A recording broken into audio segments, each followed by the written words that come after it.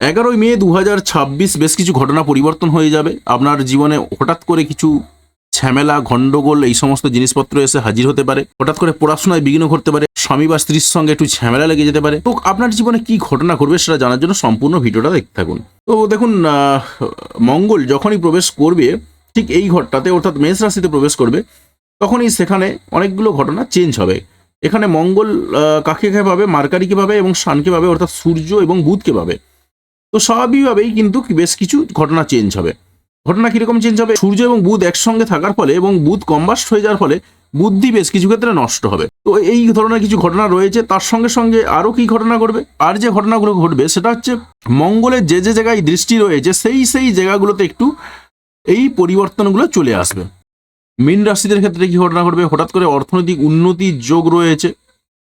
যদিও বা খরচাপাতিগুলো আপনার চরম পর্যায়ে ছিল সেটা থাকবে, তবে তুলনামূলকভাবে কিন্তু অর্থনৈতিক উন্নতি একটু ঘটবে সেরকম দেখা যাচ্ছে। তবে সন্তানের সঙ্গে একটু ঝামেলা লাগতে পারে। যারা প্রেম করছেন তাদের সঙ্গে একটু ঝামেলা লাগতে পারে। তবে হঠাৎ করে প্রেমে পড়ারও কিন্তু সম্ভাবনা রয়েছে।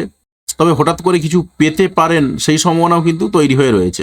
পাশাপাশি আর যেটা রয়েছে সেটা হচ্ছে কিছু অ্যাক্সিডেন্টাল কিছু ঘটনা ঘটতে পারে, তাই সেই জায়গাতে আপনাকে একটু সাবধানে থাকতে হবে। আর তার সঙ্গে যেটা রয়েছে, হঠাৎ করে কোথাও ভ্রমণ হয়ে যেতে পারে এবং দেশের মধ্যে ভ্রমণ হতে পারে, সেই সম্ভাবনা কিন্তু তৈরি হয়ে রয়েছে। তো দেখুন, যে সিস্টেমটা আমি আপনাকে বললাম এতক্ষণ সেটা হচ্ছে বৈদিক অ্যাস্ট্রোলজি সিস্টেমে, অর্থাৎ মঙ্গল শিফট করছে এই ঘর থেকে এই ঘরেতে। তার ফলে আপনার জীবনে কি কি পরিবর্তন আসবে সেটা বললাম, এবং এটা বৈদিক অ্যাস্ট্রোলজি সিস্টেমে বললাম। এই এফেক্টটা কিন্তু আপনার জীবনে পড়বে। এবারে দেখুন, যাদের জন্মছকে মঙ্গল খারাপ জায়গায় রয়েছে তাদের কিন্তু চরম পর্যায়ে পড়বে। আর যাদের মঙ্গল ভালো জায়গায় রয়েছে, তুলনামূলকভাবে কোনো গ্রহ দ্বারা পীড়িত নয় কিংবা উচ্চস্থ স্থানে রয়েছে বা একটা ভালো জায়গাতে বসে রয়েছে, তাদের কিন্তু তুলনামূলকভাবে ভালো রেজাল্টটা পাবেন, খারাপ রেজাল্টটা পাবেন না অতটা। আর আমি যে সিস্টেমে বললাম সেটা বৈদিক অ্যাস্ট্রোলজি সিস্টেমে। যদি আপনি আমার কাছে আসতে চান সেই জায়গাতে আপনি অনলাইনে কিংবা অফলাইনে আসতে পারেন। আর তখন কিন্তু বৈদিক অ্যাস্ট্রোলজি সিস্টেমই বলবো না, তখন যেটা সিস্টেমে বলবো সেটা হচ্ছে পিওর কেপি সিস্টেমে।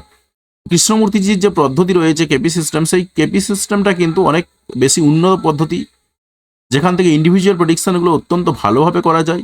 এবং আপনার জীবনে কি কি ঘটনা ঘটবে না ঘটবে, কি ঘটতে পারে না ঘটতে পারে, সব কিছুই কিন্তু প্রেডিকশন করা যায়।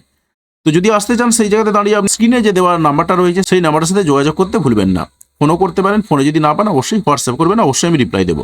আর কোথা থেকে ভিডিওটা দেখলেন সেটা অবশ্যই কমেন্ট করে জানাতে ভুলবেন না। আর এই ধরনের ভিডিও পাওয়ার জন্য অবশ্যই চ্যানেলটা সাবস্ক্রাইব করবেন এবং পাশে আসা বেল বাটনটি অবশ্যই প্রেস করবেন পরবর্তী সময় ভিডিও নোটিফিকেশনগুলি পাওয়ার জন্য। আর আপনি যদি ইতিমধ্যে সাবস্ক্রাইব করে থাকেন তাহলে আপনাকে অসংখ্য ধন্যবাদ। ভিডিওতে লাইক দিয়ে আমাদের উৎসাহ বাড়াবেন এবং বন্ধুদের সঙ্গে ভিডিওগুলি শেয়ার করতে কোনোভাবেই ভুলবেন না। ভিডিওটি দেখার জন্য আপনাকে অসংখ্য ধন্যবাদ।